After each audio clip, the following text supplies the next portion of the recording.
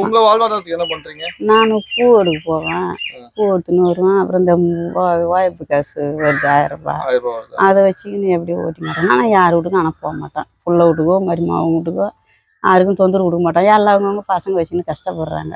எல்லாம் இல்லாதவங்க கிட்ட தான் போயிருக்குது. வசதியெல்லாம் ஒன்றும் வாழலை. அவங்கள போய் நம்ம கேட்கறதுக்கு உரிமை இல்லை. எனக்கு வைரேகை என்னன்னா பட்டினியாக கண்டவங்க தனியாக கண்டு செத்து போகணுன்றது தான். யாருக்கும் தொந்தரவு கொடுக்கூடாது. இல்ல அந்த அளவுக்குலாம் விட மாட்டாங்க மக்களும். சரி, உங்களுக்கு எத்தனை பசங்கம்மா? 3 பசங்க, 2 பொண்ணு, ஒரு பையன். அவங்க எதுவுமே வந்து உதவி அவங்களாம் எல்லாம் கஷ்டம், இல்லை வேலை கூலிக்கு போனால் தான். இப்போ உங்க வீடு இருந்ததுக்கு அப்புறம் இது போய் அதுக்கு இதுங்க சொன்னீங்களா? அது யாருக்கிட்டையும் நான் சொல்லலைங்க. நம்மளுக்கு சொல்றதுக்கு ஆள் இல்லை. நம்ம போய் சொன்னாலும் எடுத்துக்க மாட்டாங்க. இல்ல அக்கம் பக்கத்துல யாரும் உதவி பண்ணலையா? அதெல்லாம் யாரும் ஒன்றும் பண்ணலை. அது ஒன்று தான் பண்ணுது எனக்கு இப்போ. சரி சரி, இந்த வீடியோ பாக்குறவங்க உங்களுக்கு கண்டிப்பா யாராவது உதவி செய்வாங்க. உங்களுக்கு தேவை என்னம்மா? இப்போ உங்களுக்கு என்ன தேவை? எனக்கு முக்கியமாக என்ன கஞ்சி காய்ச்சி வீட்டு படுக்கிறதுக்கு இடம் தான், வேற